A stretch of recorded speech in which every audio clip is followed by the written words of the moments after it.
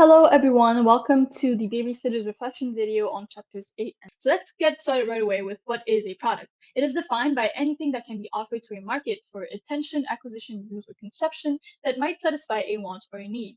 When developing a product, there are three levels to consider. First is the core value, which answers questions like what is the buyer really buying? What needs does the product satisfy? And essentially, what is the core benefit of the product? This core benefit is then converted into the second level, which is an actual product, which involves developing a product, determining service features, and establishing the design, a quality level, or brand name, as well as a packaging. Lastly, the last level, which is augmented product, is built around the actual product by offering additional consumer services and benefits like product support, services, warranties, after-sales services, and etc. So we have to know that a product is categorized under either consumer products, which are products bought by final consumers for personal consumption, and industrial products, which are products bought by individuals and organizations for further processing or for use in conducting a business. So there are decisions made around products and services, and here we will discuss three types: individual products, product lines, and product mix.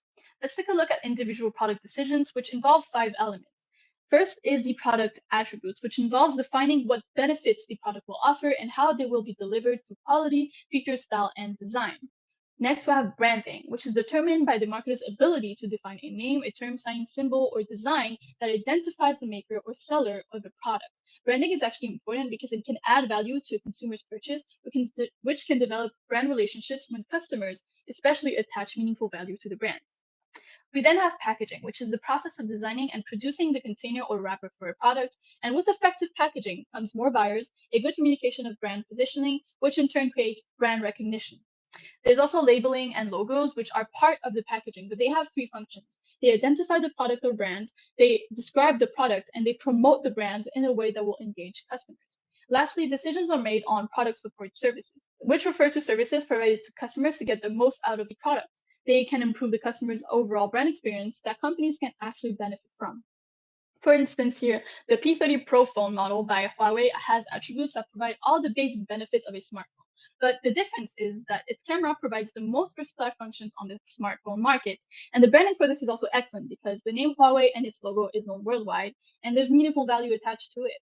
The packaging for this is also very attractive because it conveys a sense of elegance and a sense of luxury. And excellent support services are provided as well because they are within and outside of the product, which allows consumers to understand and take advantage of the full functionalities of the Huawei P30 Pro. Next, we'll focus on decisions made around product lines, and they actually revolve around the product line length, which refers to the number of items in the product line. For instance, Coca-Cola here has a list of product lines like Coca-Cola, Fanta, Sprite, and etc., etc. Companies actually seek to expand their product line, and they can do so by line filling and line stretching. So line filling is about adding more items within the present range of the line, like Red Bull in this picture. They added more flavors to their energy drinks. And on the other hand, we have product line stretching, which is about lengthening product line beyond its current range, like Colgate here, who not only produces toothpaste, but also other products that come with it, like toothbrushes, mouthwash, floss, etc. Finally, let's take a look at product mix decisions, which usually involve companies with several product lines. And these decisions are made on 4 dimensions, which are width, length, depth, and consistency. The width refers to the number of different product lines in a company. The length is the total number of items within its product lines, and the depth is the number of versions offered for each product in the line. Finally, we have consistency, which implies how closely related the various product lines are in terms of end use, production requirements, distribution channels, and etc., etc. Here's a diagram to better understand the concept of a product mix. And now let's see how this applies to Coca-Cola. First, Coca-Cola has considerable product width with different product lines in sodas like Coca, Fanta, Sprite, and also in juices like Minute Maid. It also has an extensive product depth with varying flavors of sodas as well as juices. Now, considering all these product lines within the company, it is no doubt that the company's product length is very comprehensive. And finally, since Coca-Cola only deals with sweet drinks in the overall food industry, the company shows great consistency in the large amount of products they release. Therefore, Coca-Cola's product mix allowed the company to adjust to shifting consumer preferences and tastes, which is what makes the company so successful today. So now I'm going to talk about service marketing, the special characteristic and marketing need that sets service apart from other products. So first, I'm going to talk about service characteristic. Company must consider 4 special service characteristics when design marketing program, which are intangibility, service cannot be seen, taste, felt, heard, or smelled before purchase, inseparability, service cannot be separate from their provider, variability, quality of service depend on who provide them and when, where, and how, and perishability, service cannot be stored for later sale or use. So when it comes to message service, most people cannot judge the product quality. It's a complex product and people can try before purchasing. So after purchasing the service, we have to wait for the provider or employee to perform the service, and this makes provider-customer interactions, which is a special feature of service marketing. Some employee can perform the message better than other, or some place hire more skillful employee, so the quality of the messages varies, and the service cannot be stored for later use. After you are done with the message sessions, if you don't come back, your body can get tired again if you don't take great care of it. So just like manufacturing businesses, good service firms use traditional marketing mix activities. However, because service differ from tangible product, they often require additional marketing approach. So next I'm going to talk about the service profit chain, which is a chain that links service firm profit with employee and customer satisfactions. So this consists of 5 links: internal service quality, superior employee selections and training, a great working environment, and strong support for those dealing with customer, which result in satisfied and productive service employee. More satisfied, loyal, hardworking employee results in greater service value.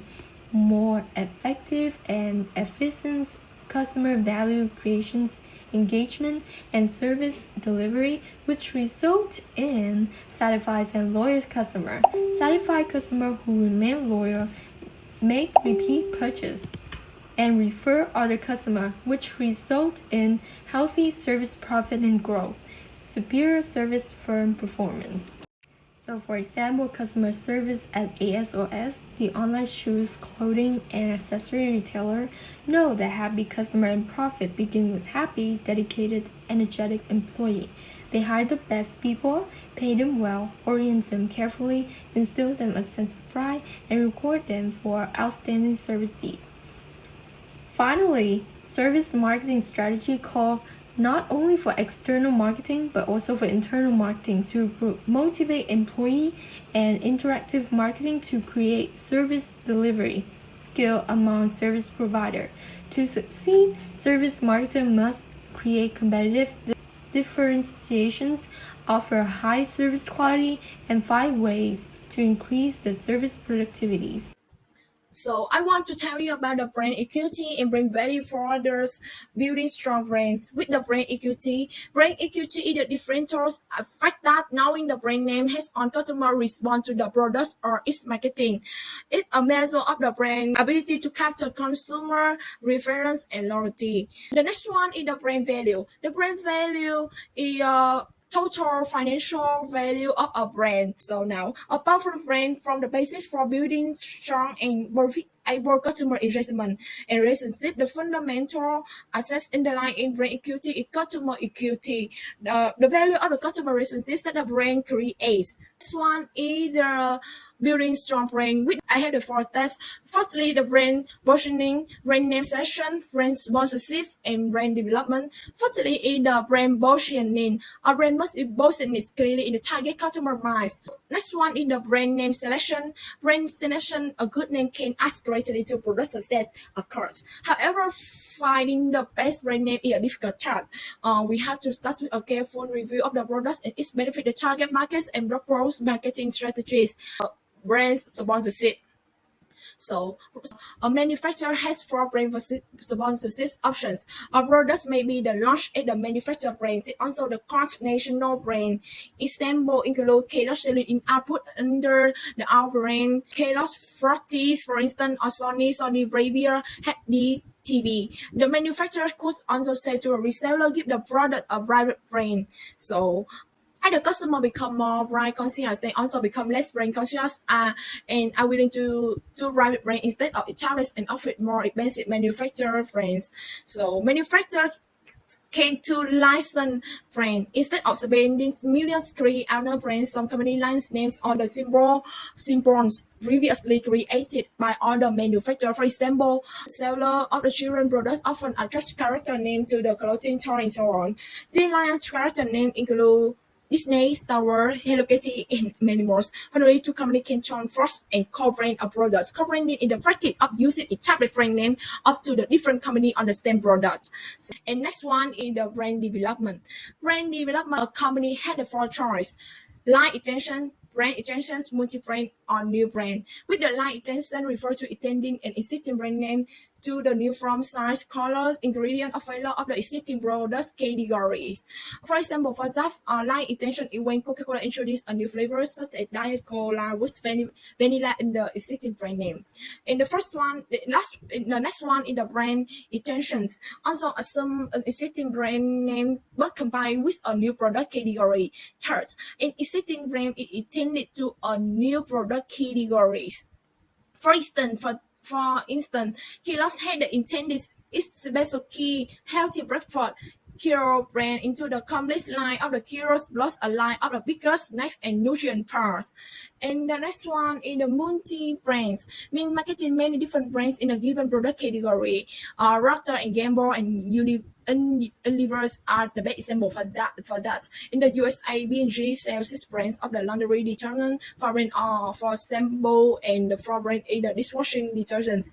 Multi-brand offer two-way tablet distinct features that appeal to different customer segments. The company can capture a larger market share. However, its brand might often only a very small market share and not by very profitable.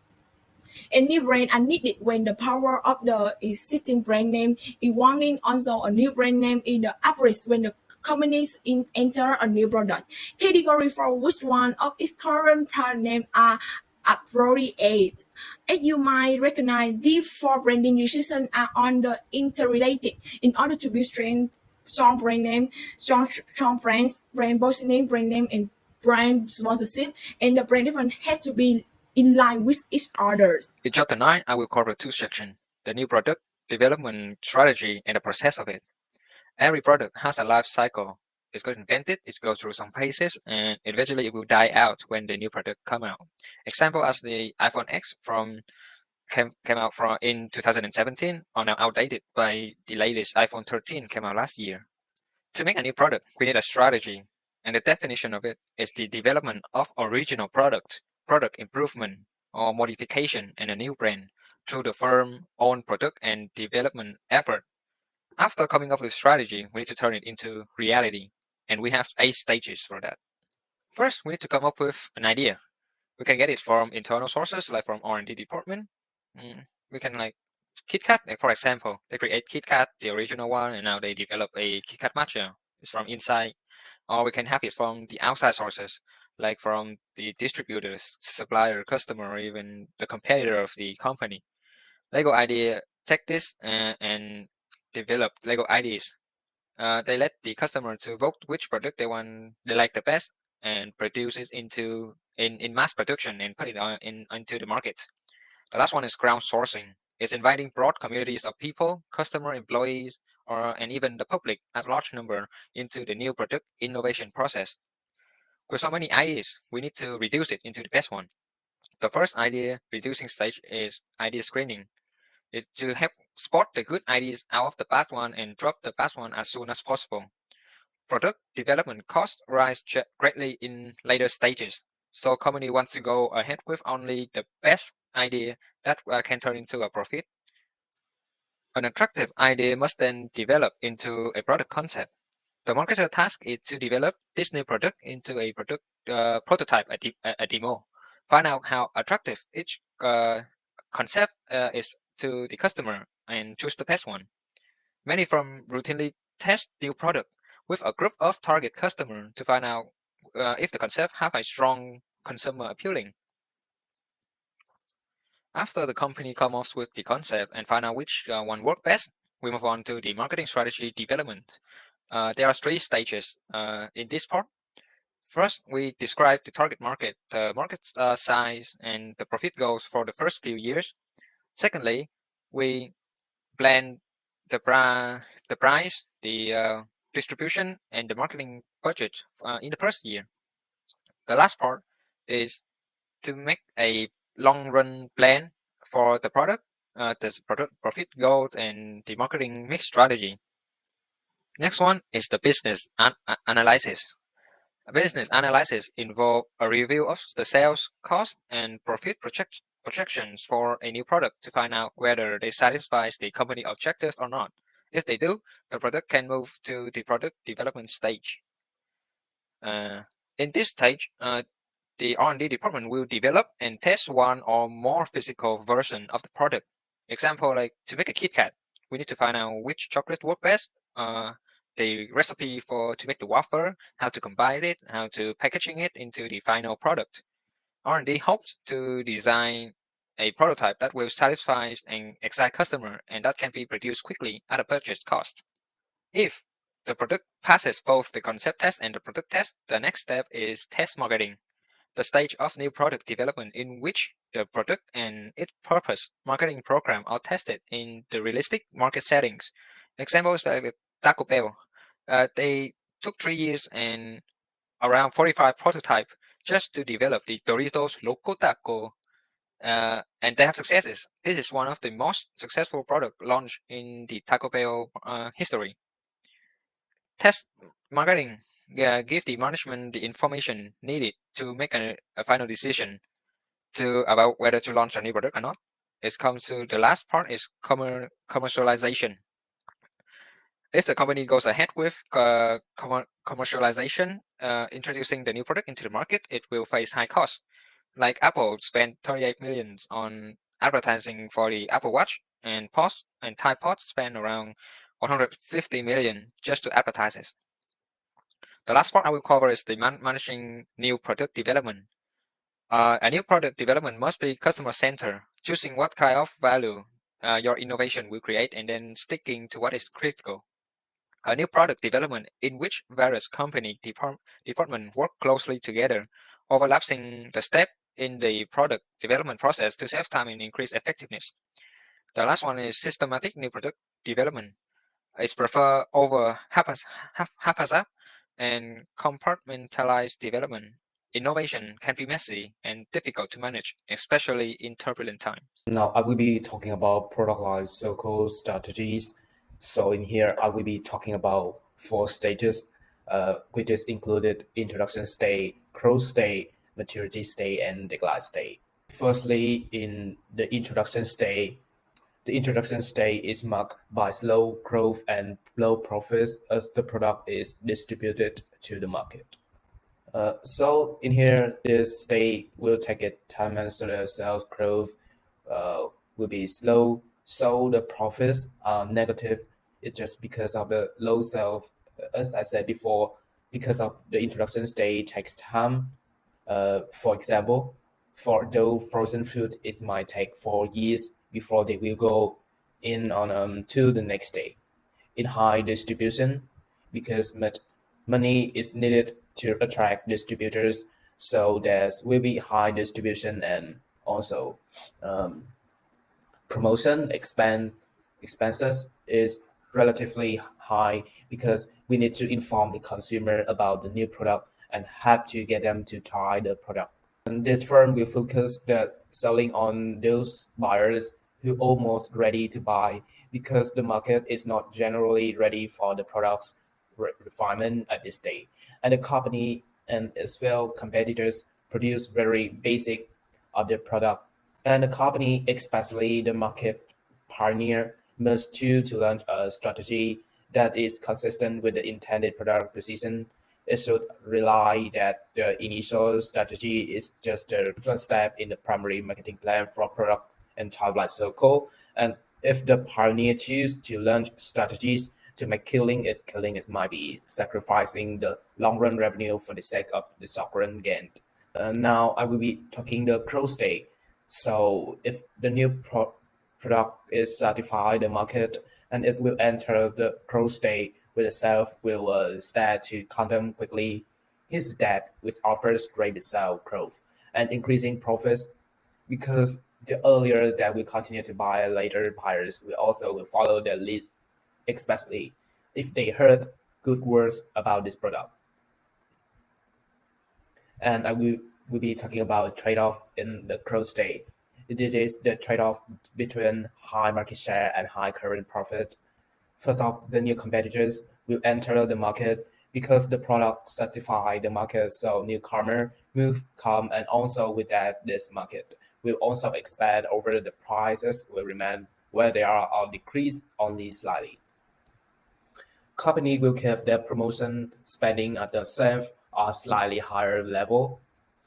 Profits increase during the growth stage as promotions because they are spread over a large value and unit manufacturing costs increase. In here, the firm use several strategies to sustain direct market growth as long as possible, and this is the firm faces that trade-off. They will spending a lot of money on the product. Improvement, promotion, distribution, the company can capture the dominant position. Move on the next stage, the maturity stage. So during this stage, the product sales will slow down a little bit, and then the profits will be stabilized. Okay, so when the company comes to this stage, the maturity stage, they will have some ways to modify. First of all, is to modify the market. It means the company tries to increase consumption by finding new user or new market segments. The second option is to modify the products. It means we will change the characteristics such as quality, style, packagings, and the technology platforms to retain current user and attract the new one.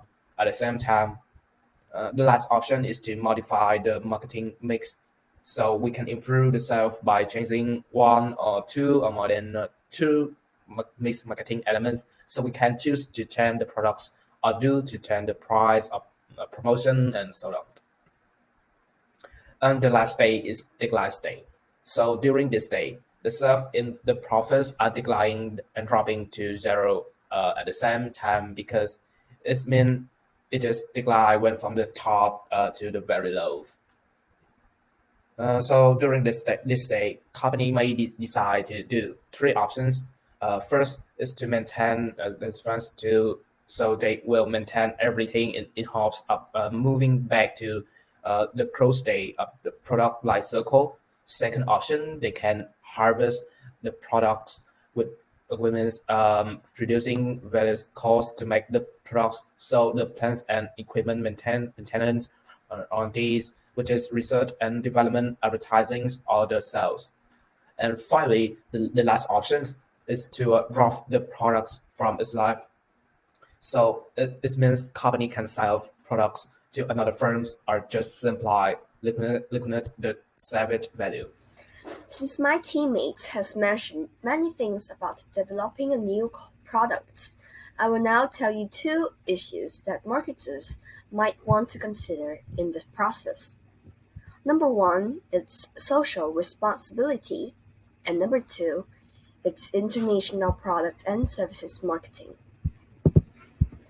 First, a company might show that they are socially responsible by paying attention to the public policies and regulations regarding products.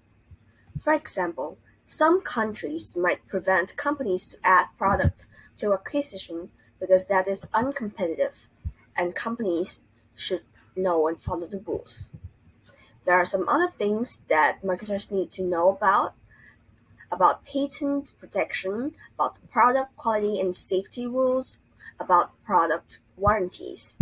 And it's important to know and comply to the responsibility to show that the company is socially responsible. Secondly, international product and services marketing.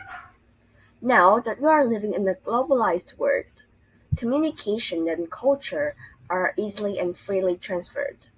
However, there are still differences in different culture from different regions. And when companies decided to reach out to these markets, they need to pay attention to those cultural rituals in order to succeed in the market. A company might choose to standardize their products. That means to sell the same product for the whole world, or to adapt their offerings, which means that they will develop another product dedicated to the market only. And a company that demonstrated the international marketing strategy really well is McDonald's. McDonald's is a global fast food chain that has succeeded in more than 100 countries. And how does McDonald's get very successful? Because it understood each of the market it enters and what the market wants. For example, McDonald's added salmon burgers in the menu for Norway. It added shrimp burger for the Japan market. It added samurai pork burger in Thailand, or even chicken porridge in Malaysia. And because of this, McDonald's is very successful globally. This also leads us to the end of this video about product services and the process of developing new products. Thank you for watching.